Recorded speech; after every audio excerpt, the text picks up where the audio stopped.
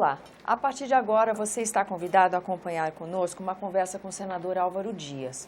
O nosso tema é a proposta de emenda constitucional do senador que acaba com o fórum privilegiado. Essa matéria ganha um novo sentido, uma nova discussão aqui na casa, devido ao momento político que vivemos, apesar de ser uma matéria de 2013, né, senador? Exatamente. O momento que nós estamos vivendo é crucial. A população foi para as ruas exigir mudanças radicais. A mudança na justiça, por exemplo, está ocorrendo. Nós temos em 1 ano e meio em Curitiba, na primeira instância, 22 condenações. Em média, essas condenações levaram 1 ano e meio. Temos aqui o foro privilegiado. Isso acaba com aquele conceito de que a justiça é igual para todos, não é? Não é igual para todos se 22 mil autoridades ou mais no país possuem esse privilégio. São autoridades julgadas de forma especial no Supremo Tribunal Federal. E até num outro ritmo, né, senador? Porque é um comentário que a gente vê com frequência, essa comparação entre o trabalho em Curitiba e o trabalho em Brasília. Exatamente. Né? Enquanto lá em 1 ano e meio aconteceram 22 condenações, no Supremo 22 ações tramitam há mais de 10 anos.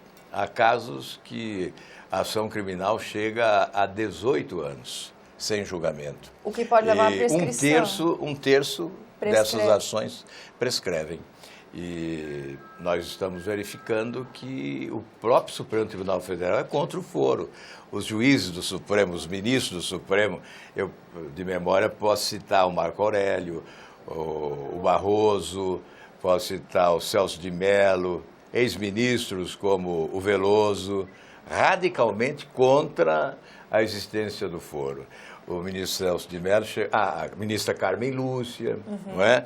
Ela disse que privilégios existem na monarquia, não na república.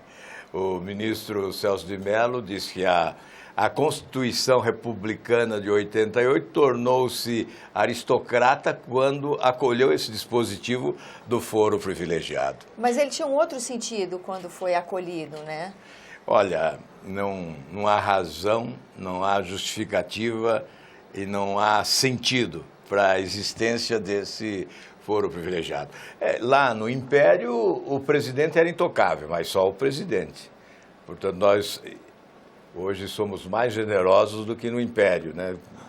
Depois, em 69, houve concessões, não é, que alcançaram algumas autoridades. E em 88, essa sim, foi generosa, são mais de 22 mil autoridades no país privilegiadas. Então é uma casta de privilegiados. Aqueles que são contrários ao fim do foro deveriam se apresentar, né? Porque há necessidade de respeitar a sociedade brasileira que quer essa mudança. Nós estamos exatamente no momento em que não há lugar mais para a omissão no que diz respeito ao futuro do país. E se nós formos verificar nos outros países do mundo, né, veremos que o foro não existe, a não ser como exceção da Espanha, que há o foro, não é?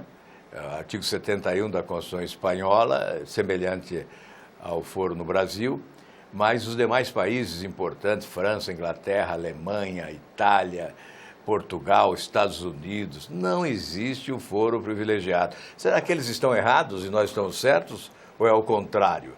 Porque aqui tem que existir o foro privilegiado. Senador, essa proposta está na Comissão de Constituição e Justiça do Senado. Como proposta de emenda à Constituição, ela tem uma tramitação que exige quórum qualificado, 2 votações nessa casa, 2 votações na Câmara. Qual a expectativa do senhor da tramitação, de tempo de tramitação? Nós agimos rápido com a relatoria do Randolfo Rodrigues. Ele foi ágil e apresentou seu relatório, houve um pedido de vista. Regimentalmente, a matéria volta nesta quarta-feira e depois 2 sessões no plenário do Senado. Mas olha, tem que haver uma grande pressão. Há movimentos aqui contrários. Tem que haver uma grande pressão da população. Eu vejo hoje a população nas redes sociais, pelo menos, voltada mais para a questão do abuso da autoridade, as 10 medidas contra a corrupção. E esta é uma medida essencial contra a corrupção, porque diz respeito a extirpar uma excrescência. E o fim do foro privilegiado significará um avanço civilizatório. É preciso acabar com o foro para acabar com a impunidade, né? Porque o que ocorre é que a protelação, os expedientes protelatórios, a impossibilidade do Supremo julgar rapidamente, porque é humanamente impossível para 11 juízes julgar rapidamente, por exemplo, o que existe hoje, 362 inquéritos no Supremo Tribunal Federal. Então, a solução é o fim do foro privilegiado.